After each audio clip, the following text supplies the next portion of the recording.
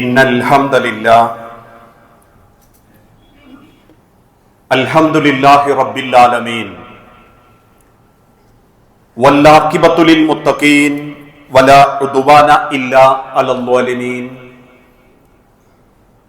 വഉസല്ലി വഉസല്ലിമു അലാ അശ്റഫിൽ അംബിയാഇ വൽ മുർസലീൻ നബിയിനാ മുഹമ്മദിൻ വഅലാ ആലിഹി വഅസ്ഹാബിഹിൽ ഫായിസീന ബിദില്ലാഹ്.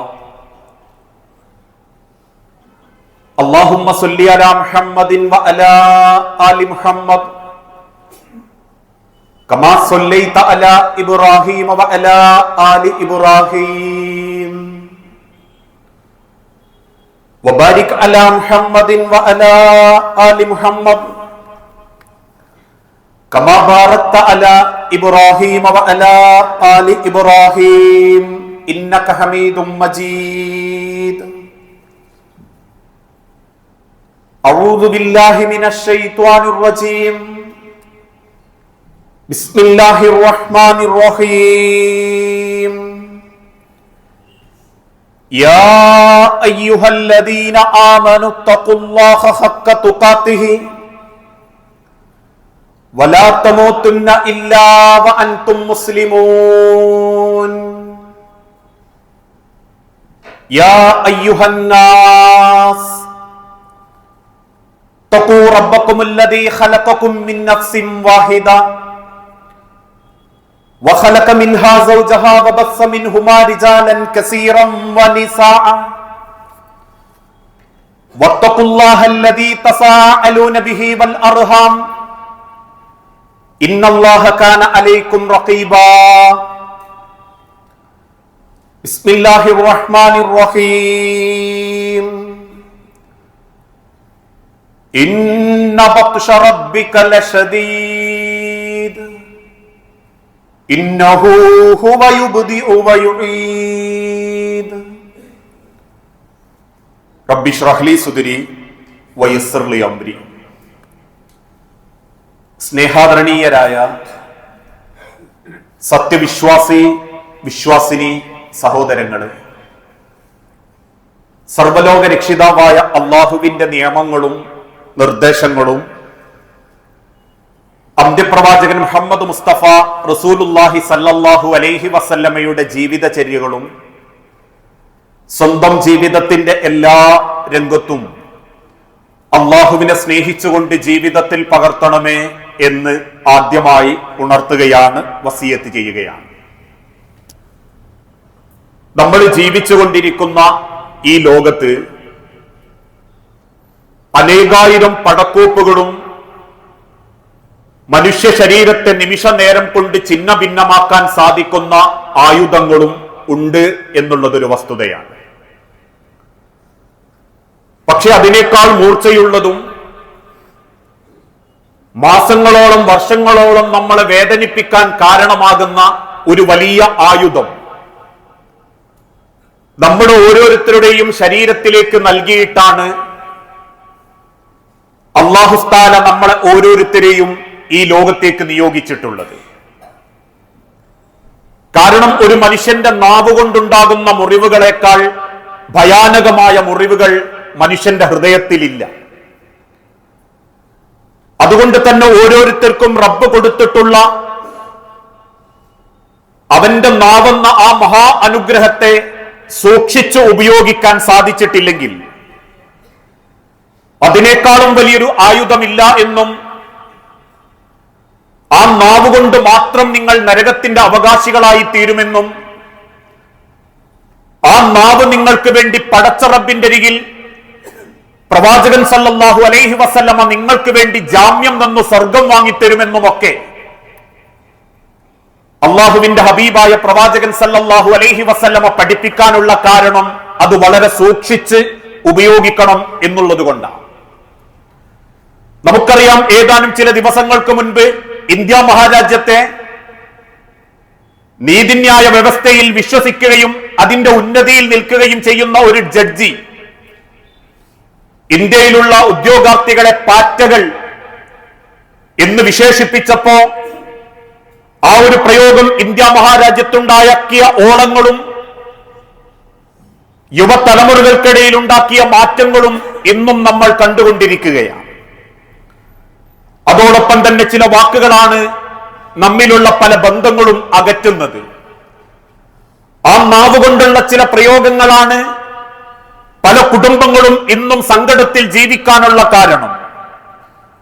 മറ്റുള്ളവന്റെ മനസ്സ് തകർക്കാനും കുടുംബം തകർക്കാനും ജീവിതത്തിന്റെ നിരാശകളിലേക്കും വല്ലാത്തൊരു മാനസികാവസ്ഥയിലേക്കും ഒക്കെ എത്തിക്കാൻ ഈ രണ്ട് താടിയെല്ലുകൾക്കിടയിലുള്ള എല്ലില്ലാത്ത ഈ നിസ്സാരമായൊരു മാംസകഷണം കൊണ്ട്, ഇറച്ചിക്കഷണം കൊണ്ട് റബ്ബ് ഇന്ന് ഈ സമൂഹത്തിലെ പലതും നമുക്ക് കാണിച്ചു തരുന്നുണ്ടെങ്കിൽ ആ നാവ് ഒരിക്കലും നിങ്ങൾക്ക് ജയിക്കാനോ മറ്റൊരാളെ തോൽപ്പിക്കാനോ മറ്റൊരുത്തന്റെ സ്വകാര്യതയിലേക്ക് ഇടിച്ചു കയറാനോ അല്ല എന്ന് ആവർത്തിച്ചാവർത്തിച്ച് ഹബീബായ പ്രവാചകൻ സല്ലല്ലാഹു അലൈഹി വസല്ലമ ഓർമ്മപ്പെടുത്തി.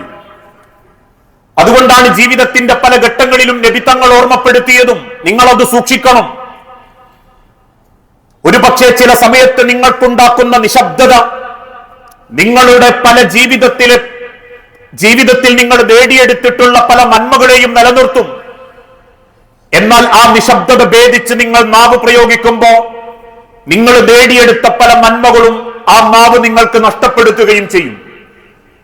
മൻ കാന യുഅ്മിനു ബില്ലാഹി വൽ യൗമിൽ ആഖിർ, നിങ്ങൾ അല്ലാഹുവിൽ വിശ്വസിക്കുന്നുണ്ടെങ്കിൽ നാളെ പടച്ച റബ്ബിന്റെ മഹ്ശറാ ലോകത്ത് റബ്ബിനെ കാണണം, എന്റെ റബ്ബെന്നെ വിചാരണക്കെടുക്കും എന്ന പൂർണ്ണ ബോധ്യം നിങ്ങൾക്കുണ്ടെങ്കിൽ നാളെ റബ്ബിന്റെ മഹ്ശറാ ലോകത്തുള്ള സ്വർഗ നരകങ്ങളെ കുറിച്ചും ആ നരകത്തിന്റെ ഭയാനകതയെക്കുറിച്ചും സ്വർഗത്തിന്റെ പരിമളങ്ങളെക്കുറിച്ചും നിങ്ങൾ പഠിച്ചിട്ടുണ്ടെങ്കിൽ ഫൽയഖുൽ ഖൈറൻ, നിങ്ങൾ നല്ലതേ സംസാരിക്കാവൂ.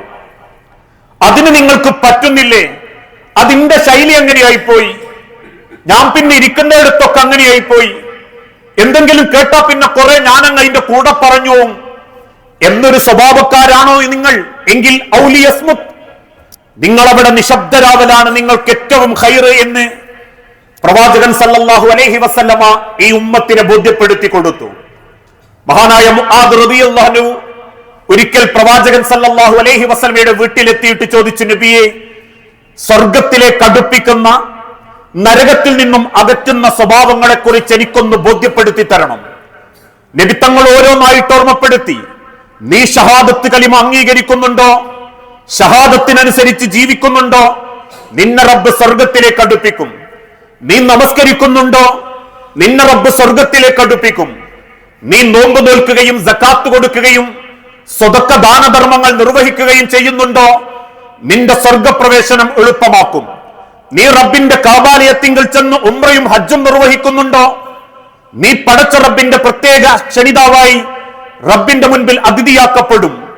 നീ റബ്ബിന്റെ ഖുർആനിക ആയത്തുകൾ നിന്റെ ഹൃദയത്തിലുണ്ടോ, നിന്നെ റബ്ബ് പ്രത്യേകം പരിഗണിക്കും. ഇതൊക്കെ കേട്ട് മുആദ് റളിയല്ലാഹു അൻഹു സന്തോഷത്തോടെ തിരിഞ്ഞു നടക്കാൻ ഒരുങ്ങുമ്പോ നബി സല്ലല്ലാഹു അലൈഹി വസല്ലമ ഓർമ്മപ്പെടുത്തി, മുആദ്, അലാ ഉഖ്ബിറുക ബിമിലാക്കി ദാലിക കുല്ലുഹു, ഈ ചെയ്യുന്ന അമലുകളെല്ലാം ഇവിടെ വെച്ച് തന്നെ നശിച്ചു പോകുന്ന ഒരു കാര്യത്തെക്കൊണ്ട് ഞാൻ നിന്നെ അറിയിച്ചു തരട്ടെ. നീ സ്വർഗത്തിന് വേണ്ടി ചെയ്തതെല്ലാം ഈ ഒരൊറ്റ കാര്യം കൊണ്ട് നശിച്ചു പോകും. ബലാ യാ നബി അല്ലാഹ്, പറ നബിയെ, എന്താണ് ആ കാര്യം? നബി സല്ലല്ലാഹു അലൈഹി വസല്ലമ ഫഅഖദ ബിലിസാനിഹി, മുആദിന്റെ രണ്ട് താടിയെല്ലുകൾക്കിടയിലുള്ള ആ നാവുങ്ങോട്ട് പിടിച്ചു. വഖാല, എന്നിട്ട് പറഞ്ഞു, മുആദ്, ഖുഫ അലൈക ഹാദാ, ഇതിനെ ഒന്ന് സൂക്ഷിച്ചേക്കണം, ഈ നാവിനെ നീ ഒന്ന് സൂക്ഷിച്ചേക്കണം.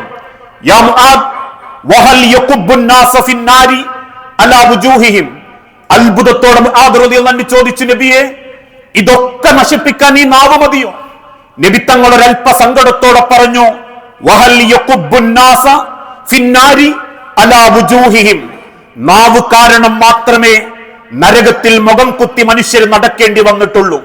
മുഖം കുത്തി നരകത്തിലൂടെ ഒരു മനുഷ്യൻ നടക്കേണ്ടി വരുന്നുണ്ടെങ്കിൽ അതവന്റെ നാവ് നിമിത്തമാണെന്ന് നബി സല്ലല്ലാഹു അലൈഹി വസല്ലമ ഓർമ്മപ്പെടുത്തിയിട്ടുണ്ടെങ്കിൽ അത് പരദൂഷണത്തിന്റെ വിഷയത്തിൽ മാത്രം മതി, ഊഹത്തിന്റെ വിഷയത്തിൽ മാത്രം മതി, തെറി പറയുന്ന വിഷയത്തിൽ സൂക്ഷിച്ചാൽ മതി എന്നല്ല അള്ളാന്റെ നബി തങ്ങൾ ഓർമ്മപ്പെടുത്തിയത്. മറിച്ച് ജീവിതത്തിന്റെ പല ഘട്ടങ്ങളിലും നിങ്ങളത് സൂക്ഷിക്കണം. ഇന്നത്തെ കാലഘട്ടത്തിൽ ഒരു പക്ഷേ നമ്മളെ അശ്രദ്ധ കൊണ്ടും ശ്രദ്ധക്കുറവ് കൊണ്ടും പല വചനങ്ങളും നമ്മളെ നാവുകളിലൂടെ വരാറുണ്ട്.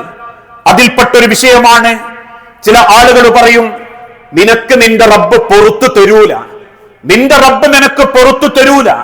അല്ലെങ്കിൽ ചിലർ പറയും, ഈ നന്നാവൂല, അവൻ നന്നാവൂല എന്ന് ചിലർ പ്രയോഗിക്കാറുണ്ട്. അതോടൊപ്പം മറ്റു ചിലർ പറയും, ഓ നരകത്തിൽ തന്നെയാ. ഇന്നൊക്കെ സോഷ്യൽ മീഡിയയിലൂടെ ഇസ്ലാമിനെ തരംഗം വെക്കുന്ന നിരീശ്വരവാദികൾ പല മുസ്ലിം പേരിലും ലണ്ടനിൽ ചെന്നിട്ടും അല്ലാതെയും ഒക്കെ വിഡ്ഢിവേഷം കെട്ടുമ്പോ പല ആളുകളും പറയാറുണ്ട്, ഓം നന്നാവൂല, ഓം നരകത്തിലാണ്. പക്ഷെ ചിന്തിച്ചു നോക്കൂ, പ്രവാചകൻ സല്ലല്ലാഹു അലൈഹി വസല്ലമയുടെ കാലഘട്ടത്തിൽ അള്ളാഹുവിന്റെ പ്രവാചകന്റെ ഏറ്റവും വലിയ ശത്രുപക്ഷത്തുണ്ടായിരുന്ന, അന്ന് മക്കയിലും മദീനയിലുമായി ജീവിച്ച അനവധി ആളുകൾ ഇസ്ലാമിലേക്ക് കയറി വന്നിട്ടുണ്ട്. അതല്ലെങ്കിൽ ഉമർ ഇബ്നുൽ ഖത്താബ് റളിയല്ലാഹു അൻഹു കയറി വന്നിട്ടുണ്ട്. ഇന്ന് ലോകത്ത് ഇസ്ലാമിനെ തരംഗം വെക്കാൻ വേണ്ടി പലരും പണിയെടുത്തിട്ടും ലോകത്തിന്റെ നാനാഭാഗത്തുള്ള അല്പബുദ്ധികളല്ലാതെ ചിന്തിക്കുന്ന സർവരും ഇസ്ലാമിന്റെ മഹത്വത്തെ കുറിച്ച് തിരിച്ചറിയുന്നുണ്ടെങ്കിൽ കേവലം ഏതോ ഒരു പുഴുക്കുത്തിനെ മാത്രം വർണ്ണിച്ചുകൊണ്ട് അതിന്റെ പിന്നാലെ നിങ്ങൾ പോകേണ്ടതില്ല എന്ന് കരുതി അവനെതിരെ നിങ്ങൾ ശാപവാക്കുച്ചരിക്കേണ്ടതുമില്ല. കാരണം ഒരിക്കൽ പ്രവാചകൻ സല്ലല്ലാഹു അലൈഹി വസല്ലം ഓർമ്മപ്പെടുത്തി, മനുഷ്യരുടെ കൂട്ടത്തിൽ അന്ന റജുലൻ ഖാല, ഒരു മനുഷ്യൻ പറഞ്ഞു, വല്ലാഹി ലാ യഗ്ഫിറുല്ലാഹു ലി ഫുലാനിൻ, അല്ലാഹുവാണ് സത്യം, ഈ മനുഷ്യന് പടച്ചോൻ പുറത്തു കൊടുക്കൂല, ഓ നന്നാവൂല എന്ന് ഒരു മനുഷ്യൻ മറ്റൊരാളെ തൊട്ട് പറഞ്ഞു. വ ഇന്നല്ലാഹ തആല, ഖുദ്സിയായ ഹദീസിലൂടെ നബി തങ്ങൾ ഓർമ്മപ്പെടുത്തി, അല്ലാഹു പറയുന്നു, മൻ ദല്ലദി യതഅല്ല അലയ്യ അല്ലാ അഗ്ഫിറ ലി ഫുലാൻ, ആ മനുഷ്യന് റബ്ബ് പുറത്തു കൊടുക്കൂല എന്ന് പറയാൻ നിന്നെ ആരാ ഏൽപ്പിച്ചത്?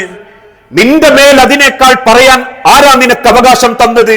ഫഇന്നി ഖദ് അഫർതു ലി ഫുലാനിൻ, ഞാൻ അവന് പുറത്തു കൊടുക്കുകയും ചെയ്യും. വഅഹ്ബതതു അമലക, നിന്റെ അമൽ അല്ലാഹു നഷ്ടപ്പെടുത്തുകയും ചെയ്യും. അതുകൊണ്ട് തന്നെ ഇന്ന വ്യക്തി നന്നാവൂല, ഓൻ ശരിയാവൂല, ഓൻ നരകത്തില എന്ന് പറയാൻ പാടേ ഒരു മനുഷ്യന് പാടില്ലെന്ന് നബി തങ്ങൾ ഓർമ്മപ്പെടുത്തുന്നു. മറിച്ച് നമുക്ക് എന്തു പറയാം? ആ വ്യക്തിയോട് ഇത്തഖുല്ലാഹ്, നിങ്ങൾ അള്ളാഹുവിനെ ഭയപ്പെടുക. അല്ലെങ്കിൽ അവൻ പറഞ്ഞ വിഷയത്തിലാണെങ്കിൽ അല്ലാഹു അഅലം, അവന്റെ പര്യവസാനം റബ്ബിനെ അറിയൂ. അതല്ലെങ്കിൽ നിങ്ങൾക്ക് റബ്ബിനോട് പറയാം, റബ്ബെ ഹിദായത്ത് കൊടുക്കണേ. ഇതല്ലാതെ തെറ്റ് ചെയ്യുകയും പാപം ഏറ്റെടുക്കുകയും ചെയ്തൊരു വ്യക്തിയോടാവട്ടെ, കുടുംബത്തിലാവട്ടെ, എന്തെങ്കിലും ചെറിയതോ നിസ്സാരമായതോ അല്ലെങ്കിൽ വലുതോ കാണുമ്പോഴേക്കും ഓൻ ശരിയാവൂല എന്ന് പറയാൻ പാടില്ല.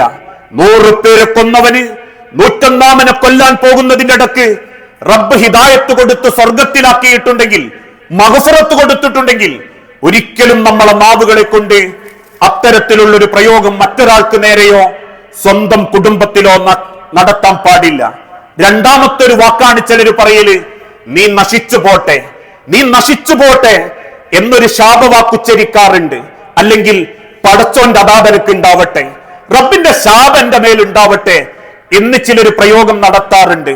അള്ളാന്റെ നബി തങ്ങൾ ഓർമ്മപ്പെടുത്തി, ലാ തലാഅനു, ഒരിക്കലും നിങ്ങൾ ശാപവാക്കുച്ചരിക്കരുത്. ബിലഅനത്തില്ല, അള്ളാഹുവിന്റെ ശാപം കൊണ്ട്, റബ്ബിന്റെ ശാപം നിനക്കുണ്ടാവട്ടെ എന്ന് ശാപവചനം കൊണ്ട് നീ ഒരാളോട് പറയാൻ പാടില്ല. വലാ ബിഗളബില്ല, റബ്ബിന്റെ കോപം എനക്കുണ്ടാവട്ടെ, റബ്ബിന്റെ ദേഷ്യം നിന്റെ നേരെയുണ്ടാവട്ടെ എന്നും നീ ഒരാളോട് പറയാൻ പാടില്ല. വലാ ബിന്നാർ, നിനക്ക് പടച്ച നരകം തരട്ടെ, നീ നരകത്തിലാണ് എന്നും ഒരു വ്യക്തിയെ കുറിച്ച് നിങ്ങൾ പറയാൻ പാടില്ല. അതിനർത്ഥം ഈ ലോകത്തൊരു മനുഷ്യൻ ചെയ്യുന്ന തെറ്റ് ഒരുപക്ഷെ അവന്റെ ഖേദം കൊണ്ട് റബ്ബ് പുറത്തേക്കാം. ഈ ഹദീസിനെ നിർവചിക്കുന്ന ഉലമാക്കൾ പറയുന്നുണ്ട്, മനുഷ്യന്റെ ജീവിതത്തിൽ തെറ്റുകൾ സ്വാഭാവികമാണ്. ഒരുപക്ഷെ അപ്രതീക്ഷിതമായ ഒരു പ്രേരണ കൊണ്ടോ മനസ്സിന്റെ ചില സമയങ്ങളിലുള്ള ചിന്തകളെ കൊണ്ടോ അവൻ അബദ്ധം പറ്റിപ്പോയേക്കാം, അവൻ തെറ്റ് ചെയ്തേക്കാം. ആ തെറ്റുകൾ പൊറുക്കാൻ പടച്ചോൻ റെഡിയാകുമ്പോ നമ്മൾ പൊറുക്കൂല എന്ന മനോഭാവത്തോടുകൂടി അതിന്റെ പേരിൽ ശാപവാക്കുകളോ വേണ്ടാത്ത പ്രയോഗങ്ങളോ നിങ്ങളത് നടത്താൻ പാടില്ല എന്ന് പ്രവാചകൻ സല്ലല്ലാഹു അലൈഹി വസല്ലമ ഈ ഉമ്മത്തിനെ ബോധ്യപ്പെടുത്തി കൊടുത്തു. പ്രത്യേകിച്ച് ഇന്നത്തെ കാലഘട്ടത്തിൽ ദേഷ്യം വരുമ്പോ എന്ത് പറയണമെന്ന് പലർക്കും അറിയൂല, എന്താ പറയുന്നതെന്ന് പോലും ചിലർക്ക് ഓർമ്മല്ല. അത് വാട്സപ്പ് ഗ്രൂപ്പിലാണെങ്കിലും അതേതെങ്കിലും സോഷ്യൽ മീഡിയകളിലാണെങ്കിലും എന്ത് വൃത്തിയേടും ആർക്ക് നേരെയും എഴുതി വിടാമെന്നൊരു ധാരണ. അതാ ഇന്ന് ഈ സമൂഹം അനുഭവിക്കുന്ന ഏറ്റവും വലിയ ജീർണത. ആലോചിച്ചു നോക്കിയിട്ടുണ്ടോ? തുറന്ന കാണുന്നത് തമ്മിലുള്ള തെറിവിളികൾ മാത്രമാ, അല്ലെങ്കിൽ അവിഹിതത്തിന്റെ പേരിലുള്ള നുണവെച്ച കഥകളും അത് പിടികൂടിയതിന്റെ കഥകളും തല്ലിയതിന്റെ കഥകളും സദാചാര പോലീസിന്റെ കഥകളും, എന്നിട്ട് സോഷ്യൽ മീഡിയയിൽ ആങ്ങളെ ചമയുന്നവരും പെങ്ങന്മാരുണ്ടാക്കുന്നവരും ഇത്തരത്തിലുള്ള പരസ്പര ക്രൂരതയുടെയും തെമ്മാടിത്തത്തിന്റെയും കഥകളും വർണ്ണനകളും മാത്രമേയുള്ളൂ നമ്മൾ വായിക്കുന്നതിലും ചിന്തിക്കുന്നതിന്റെ പിന്നിലും. അവിടെയൊക്കെ നമ്മൾ സൂക്ഷിക്കേണ്ടതും ഒരു വാക്കത്തരത്തിൽ നമ്മളെ നാവുമെന്ന് വരാൻ പാടില്ല. നീ തൊലഞ്ഞു പോകടാ എന്നൊക്കെ ചില ആളുകൾ പറയാറുണ്ട്. അങ്ങനെ പോലും പറയരുത് എന്ന് ഉലമാക്കൾ രേഖപ്പെടുത്തി. ഇനി മക്കളുടെ വിഷയത്തിലാണെങ്കിൽ പോലും ചിലര് മക്കളോട് അങ്ങനെയാ പറയാ, ഇജ്ജ് നന്നാവൂല, ഇൻക്കറിയാ ഈ ഗുണം പിടിക്കൂല എന്ന് ചിലര് മക്കളെ പറ്റി പറയാറുണ്ട്. അഥവാ ദേഷ്യം പിടിക്കുമ്പോ ഇതിറ്റിങ്ങളൊന്നും മരിച്ചോയാ മതിയായിരുന്നൊന്നും, ഇതിറ്റിങ്ങളുടെ നിന്നെ അങ്ങ് കൊണ്ടുപോയാ മതിയായിരുന്നൊന്നും ദേഷ്യത്തോടുകൂടി മക്കളോടും ചിലപ്പോ ഭാര്യമാരോടും ആവേശത്തോടെ പറയുന്നവരുണ്ട്. ഞാൻ ഉണ്ടായിട്ട് എനിക്ക് ഇത്ര കിബറ്, ഞാൻ മരിച്ചോ എന്റെ കിബറങ്ങ് മാറും, പറച്ചോന്നെ അങ്ങ് കൊണ്ടുപോയാ മതിയായിരുന്നു എന്ന് ജയിക്കാൻ പറയും ചില ഭർത്താക്കന്മാര്. ചില ഭാര്യമാര് തിരിച്ചും പറയും, ഞാൻ ഉള്ളതുകൊണ്ട് അങ്ങളെ പവറ്, ഞാൻ ഉണ്ടായിട്ടല്ലേ ഇങ്ങക്ക് ഇങ്ങനെ, പറച്ചോൻ ഇനി അങ്ങ് കൊണ്ടുപോയിക്കൊന്ന, ഇനി അങ്ങ് എടുത്തോ റബ്ബേ എന്നൊരു ദേഷ്യത്തോടെ പകയോടെ പറയാറുണ്ട്.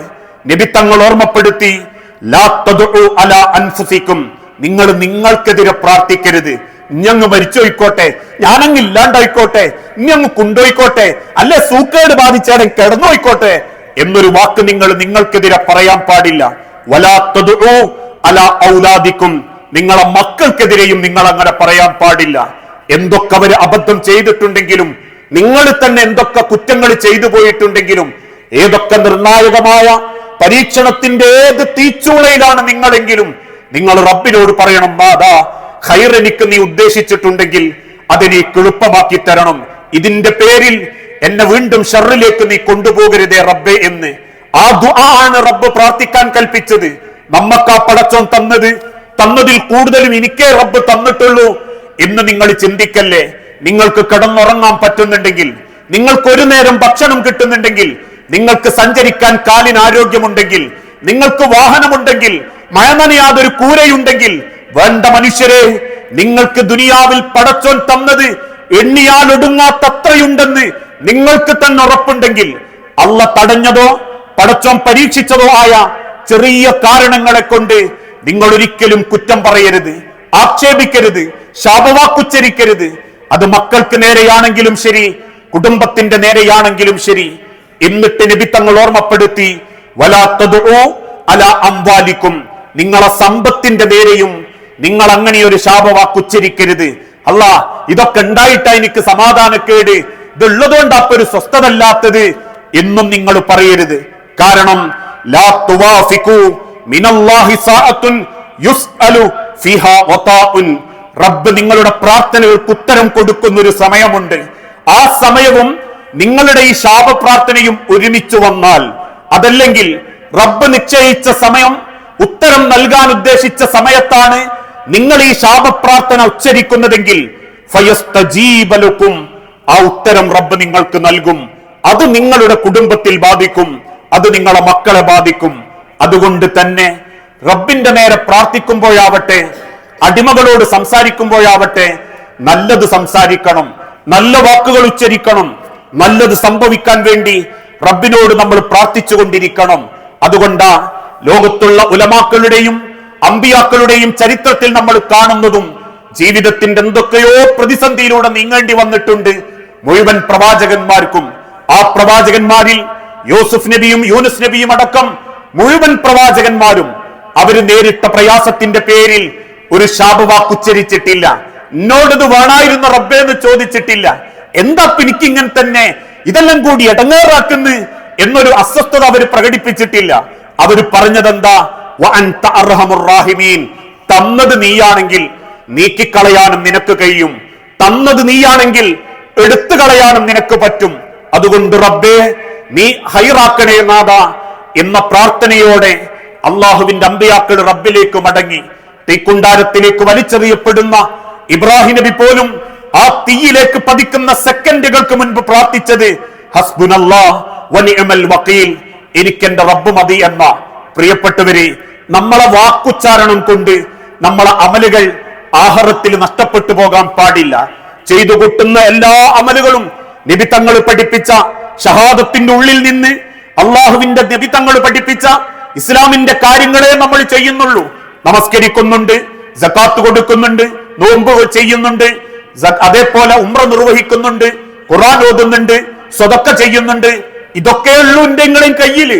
പക്ഷെ അതൊക്കെ നഷ്ടപ്പെടുത്താൻ ഈ നാവ് പിടിച്ചിട്ട് നബി തങ്ങള് ഇത് മതി എന്ന് പറഞ്ഞിട്ടുണ്ടെങ്കിൽ പറയുന്ന വാക്കുകളിലും അത് എഴുതി വിടുന്നതിലും കാലങ്ങളോളം നമ്മളെ ബാധിക്കുന്ന ഒരു മഹാവിപത്താണെന്നും ഒരു വലിയ ആയുധമാണെന്നും മൂർച്ചയേറിയ വാളിനേക്കാൾ മനസ്സിന്റെ അകത്തളങ്ങളിൽ കയറി ചെന്ന് ഉണങ്ങാത്ത മുറിവുകൾ ഉണ്ടാക്കാൻ, നമ്മൾ മരിച്ചാലും ഉറങ്ങാത്ത മുറിവുള്ള മനസ്സുണ്ടാക്കാൻ, അവൻ മരിച്ചാലും കബറിൽ ആ മുറിവ് റബ്ബ് പരിഗണിക്കുന്ന ഒരാഹറം നമ്മളെയൊക്കെ കാത്തു നിൽക്കുന്നുണ്ടെന്നുള്ള ബോധത്തിൽ ജീവിച്ചാൽ ഫൽയഖുൽ ഖൈറൻ, നല്ലതേ പറയാവൂ, അല്ലെങ്കിൽ മിണ്ടാതിരുന്നേക്കണം. രാഷ്ട്രീയക്കാര് പല കഥകളും ഉണ്ടാക്കും അവർക്ക് ആളുകളെ ഒപ്പിച്ചു നിർത്താൻ. അത് പെണ്ണാവാം, സാമ്പത്തികാവാം, പല വിഷയങ്ങളുമാവാം. കുടുംബത്തിൽ ചിലര് ജയിക്കാൻ പല കള്ളത്തരങ്ങളും കൊണ്ടുവന്നേക്കാം. ഏതൊക്കെ കേട്ടാലും എന്തൊക്കെ അനുഭവിച്ചാലും വിശ്വാസിയെ സംബന്ധിച്ചിടത്തോളം എന്റെ അമല് മറ്റൊരാൾക്ക് ഞാൻ കൊടുക്കൂല എന്ന ബോധത്തിൽ ജീവിക്കാൻ സാധിച്ചാൽ അവരാ ഏറ്റവും വലിയ ബുദ്ധിമാന്മാർ. ആ ബുദ്ധിമാന്മാരാവാൻ പരിശ്രമിക്കുക. ഏത് സോഷ്യൽ മീഡിയയിൽ ഇടപെടുന്നവരാണെങ്കിലും, ഏത് രാഷ്ട്രീയ പാർട്ടിയിലുള്ളവരാണെങ്കിലും, ഏത് കുടുംബത്തിൽ എത്ര അകന്ന് ജീവിക്കുന്നവരാണെങ്കിലും ശരി, ഇതൊക്കെ സൂക്ഷിച്ചാൽ തന്നെ മനുഷ്യന്റെ അമലുകൾക്ക് കേടുവരാതെ അള്ളാന്റെ അരികിലേക്ക് നമുക്ക് സമാധാനത്തോടെ മടങ്ങാൻ സാധിക്കും. അങ്ങനെ ചിന്തിക്കുന്ന യഥാർത്ഥ മുഅ്മിനീങ്ങളിൽ അള്ളാഹു നമ്മളെ എല്ലാവരെയും ഉൾപ്പെടുത്തി അനുഗ്രഹിക്കുമാറാകട്ടെ.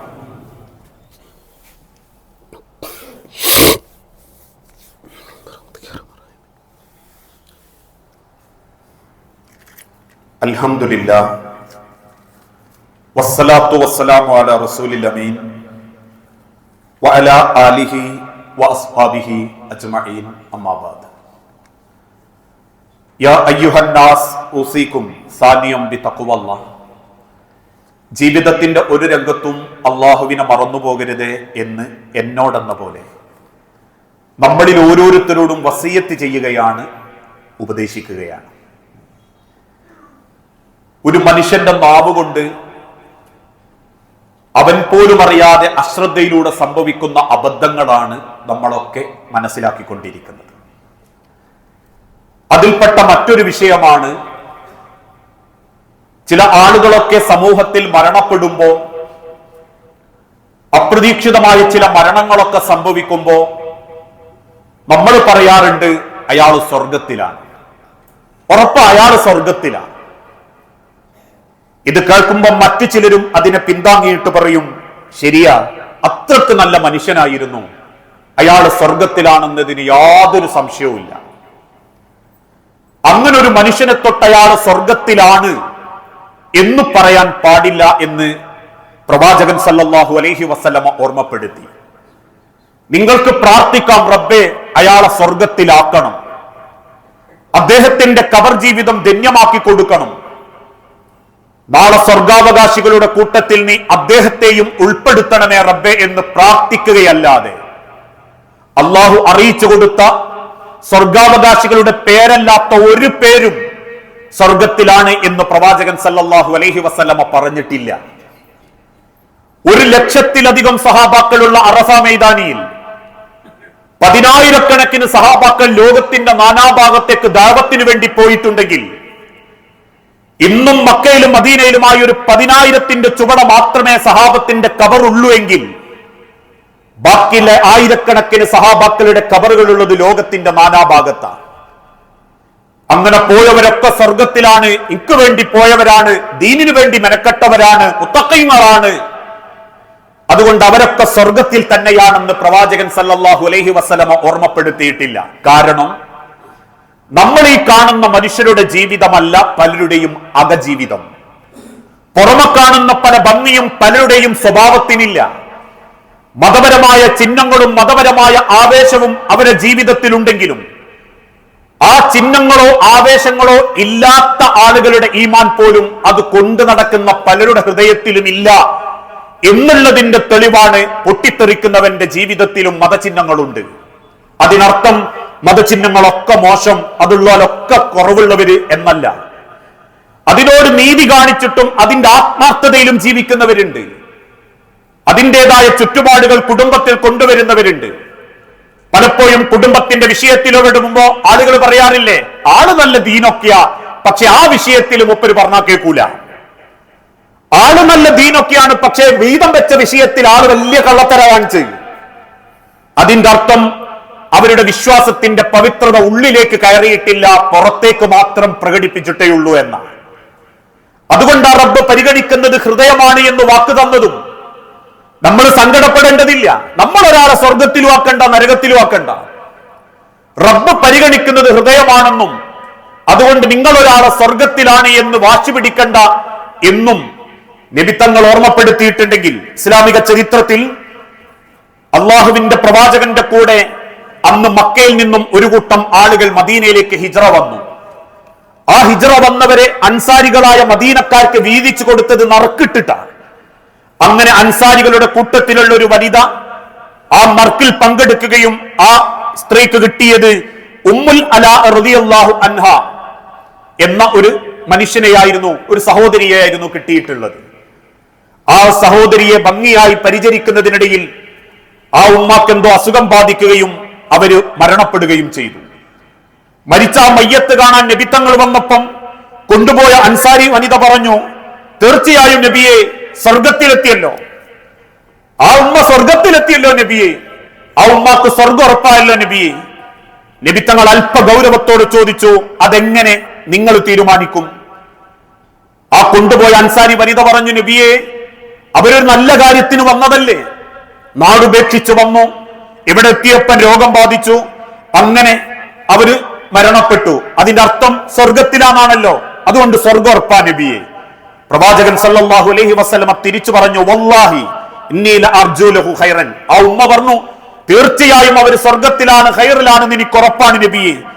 നബി തങ്ങൾ തിരിച്ചു പറഞ്ഞ മറുപടി അള്ളാഹുവിന്റെ പ്രവാചകൻ ഓർമ്മപ്പെടുത്തുന്നു, മാ അദ്രി വഅന റസൂലുള്ളാഹ്, ഞാൻ റസൂലാ, പക്ഷെ എനിക്കത് അറിയൂലട്ടോ. ഞാൻ നബിയാണ്, അള്ളാന്റെ നബിയാണ്, റസൂലാണ്, പക്ഷേ മാ അദ്രി, എനിക്കാ വിവരല്ല. അതുകൊണ്ട് തന്നെ മാ യഫ്അലു ബി, ഞാൻ അത് പ്രവർത്തിക്കോ വിശ്വസിക്കോ അല്ല. എന്നോട് റബ്ബ് അങ്ങനെ പറഞ്ഞിട്ടില്ല. എന്നിട്ട് ഫവല്ലാഹി ലാ ഉസക്കി അഹദൻ ബഅദഹു, ആ ഉമ്മ പറയുന്നു, അതിനുശേഷം ഒരാളെ പറ്റിയും ഒരു സ്വർഗത്തിലാ, ഉറപ്പാ സ്വർഗത്തിലാ എന്ന് ഞാൻ പറഞ്ഞിട്ടില്ല. നബി തങ്ങൾ അന്ന് എന്നെ പരിഹാസിക്കാതെ തന്നെ ജനങ്ങൾ നോക്കി നിൽക്കെ എനിക്ക് തിരുത്തി തന്നു. നബിയായിട്ടും എനിക്കതറിയില്ല, അതുകൊണ്ട് തന്നെ ഞാനത് പറയില്ല എന്ന് നബി തങ്ങൾ പറഞ്ഞതിന് ശേഷം ഒരാളെയും സ്വർഗത്തിലാക്കാൻ ഞാൻ മെനക്കെട്ടിട്ടില്ല. ഇന്നപ്പോ ഓരോരുത്തർ എന്തെങ്കിലും കേൾക്കുമ്പോഴേക്കും പറയും സ്വർഗത്തിലാ. അതിപ്പോ അള്ളാന്റെ തീരുമാനം എന്താണോ അള്ളാഹ് നടപ്പിലാക്കും. ആ അപകടത്തിൽപ്പെട്ടതാണോ, വെള്ളത്തിൽ മുങ്ങിയിട്ടാണ്, ഷഹീദിന്റെ കൂലിയുണ്ട് എന്നൊക്കെ പറയപ്പെടുന്നുണ്ടെങ്കിൽ ഒരു വ്യക്തി സ്വർഗത്തിലാണ് എന്ന് പറയാൻ അള്ളാഹുവിന്റെ നിബിത്തങ്ങൾക്ക് അവകാശം കൊടുത്തിട്ടില്ലെങ്കിൽ നമുക്കും അവകാശമില്ല. നമ്മളെ വാക്കുകളെ കൊണ്ട് ചില പ്രയോഗങ്ങൾ നമ്മൾ വരുത്തുന്ന അബദ്ധങ്ങളായി ഇതൊക്കെ. എന്നാൽ നമുക്ക് പ്രാർത്ഥിക്കാം, റബ്ബെ സ്വർഗം കൊടുക്കണേ റബ്ബെ. നല്ല മനുഷ്യനായിരുന്നു, ജീവിതത്തോട് നീതി കാണിച്ച, ദീനിനോട് കൂറ് കാണിച്ച, അറിഞ്ഞിടത്തോളം എല്ലാ രംഗത്തും അള്ളാനെ ഭയപ്പെട്ട് ജീവിച്ച, റബ്ബിന് ഇഷ്ടപ്പെട്ട രീതിയിൽ ജീവിച്ചൊരു മനുഷ്യനായതുകൊണ്ട് നാദാ സ്വർഗം ഇങ്ങി കൊടുക്കണട്ടോ എന്ന് പറയല്ലാതെ അദ്ദേഹത്തെ മഹത്വപ്പെടുത്താൻ വേണ്ടിയിട്ട് അനുശോചന യോഗം കൂടിയിട്ട് അദ്ദേഹം സ്വർഗത്തിലേക്ക് മടങ്ങിയിരിക്കുന്നു, സ്വർഗത്തിൽ അദ്ദേഹം മാലാഖമാരോടൊപ്പം ജീവിച്ചിരിക്കൊണ്ടിരിക്കുന്നു എന്നൊന്നും പറയാനുള്ള അവകാശം നമുക്കില്ല എന്നർത്ഥം. ആ രീതിയിലുള്ള ഒരു അനുശോചനമോ ഒരു എഴുത്തോ ഒരു പ്രയോഗമോ ഒരു വിശ്വാസിന്റെ ഭാഗത്തുനിന്ന് ഉണ്ടാവാൻ പാടില്ല എന്നർത്ഥം. ആ രീതിയിൽ സ്വന്തം നാവുകളെ, പ്രയോഗങ്ങളെ സൂക്ഷിക്കുന്ന മുത്തഖീങ്ങളിൽ അള്ളാഹു നമ്മളെ എല്ലാവരെയും ഉൾപ്പെടുത്തി അനുഗ്രഹിക്കുമാറാകട്ടെ. നാദാ, അറിഞ്ഞും അറിയാതെയും ചെയ്തു കൂട്ടിയിട്ടുള്ള സർവ്വ പാപങ്ങളും പുറത്ത് നിന്റെ സ്വർഗത്തിൽ ഇതേ രൂപത്തിൽ നീ ഞങ്ങളെ ഒരുമിപ്പിച്ചു കൂട്ടണമേ. അള്ളാഹുവെ, മക്കളില്ലാതെ പരീക്ഷിക്കപ്പെടുന്ന ഇണകൾക്ക് മക്കളെന്ന അനുഗ്രഹം നൽകി ഓരോ കുടുംബങ്ങളോട് നീ കാരുണ്യം കാണിക്കുകയും ആ പരീക്ഷണത്തിൽ ക്ഷമയോടെ നേരിടാൻ ഓരോ ബന്ധുക്കൾക്കും കുടുംബങ്ങൾക്കും നീ തൗഫീക്ക് നൽകുകയും ചെയ്യണമേ. നാദാ, ചെറുതും വലുതുമായ പല അസുഖങ്ങളിലും ഏറെ പ്രയാസപ്പെട്ട് ജീവിക്കുന്നവരുണ്ട് റബ്ബേ. എല്ലാ അസുഖങ്ങളും എളുപ്പം ശിഫ നൽകി ആരോഗ്യത്തോടെ ആഫിയത്തോടെ ജീവിക്കാൻ ഞങ്ങൾക്ക് എല്ലാവർക്കും നീ തൗഫീക്ക് നൽകണമേ. اللهم اغفر للمؤمنين والمؤمنات المسلمين والمسلمات الأحياء منهم والأموات إنك مجيب الدعوات يا قاضي الحاجات اللهم أعز الإسلام والمسلمين وأذل الشرك والمشركين اللهم أجرنا من النار اللهم أجرنا من النار اللهم أجرنا من النار അള്ളാഹുവെ പ്രാർത്ഥിക്കണമെന്ന് വസിയത്ത് ചോദിച്ചവരുണ്ട്. അസുഖം ബാധിച്ച് വെന്റിലേറ്ററിലടക്കം കിടക്കുന്നവർ, നാഥാ ചെറുതും വലുതുമായ മുഴുവൻ ആളുകളുടെയും എല്ലാ അസുഖങ്ങളും നീ അവർക്ക് ശിഫയാക്കി കൊടുത്ത് ആഫിയത്തോടെ ഇസ്സത്തോടെ ജീവിതത്തിലേക്ക് തിരിച്ചു വരാൻ തൗഫീക്ക് നൽകണമേ. നാഥാ കടബാധ്യതയിൽപ്പെട്ടവരുണ്ട്, ഹറാമായ ലോണ് പോലെയുള്ള സംവിധാനത്തിൽ അബദ്ധം കൊണ്ട് പെട്ടുപോയവരുണ്ട്. അതിൽ നിന്നെല്ലാം മുക്തമായി ഹലാലായ സമ്പാദ്യത്തോടെ ജീവിച്ചു മരിക്കാൻ നീ തൗഫീക്ക് നൽകണമേ. ലോകത്തിന്റെ നാനാഭാഗത്ത് പീഡിപ്പിക്കപ്പെട്ടുകൊണ്ടിരിക്കുന്ന ഗസയിലടക്കമുള്ള ഞങ്ങളുടെ സഹോദരങ്ങൾക്ക് ആത്യന്തികമായ സമാധാനവും സംരക്ഷണവും നൽകി ഓരോ വിശ്വാസികളോടും നീ കാരുണ്യം കാണിക്കണമേ. അറബ് രാജ്യങ്ങൾ പലതും നാഥാ യുദ്ധത്തിന്റെ കെടുതിയിലാണ്. ഓരോ രാജ്യത്തിന്റെ ഭദ്രത കാത്തുസൂക്ഷിക്കുകയും ഞങ്ങളുടെ സഹോദരങ്ങളുടെ സാമ്പത്തിക കച്ചവട രംഗത്തൊക്കെ നിന്റെ സംരക്ഷണവും കുടുംബത്തിൽ സമാധാനവും നൽകി ഞങ്ങളോട് നീ കാരുണ്യം കാണിക്കണമേ. റബ്ബനാ ആതിനാ ഫിദ്ദുനിയ ഹസന വഫിൽ ആഖിറതി ഹസനത വഖിനാ അദാബന്നാർ.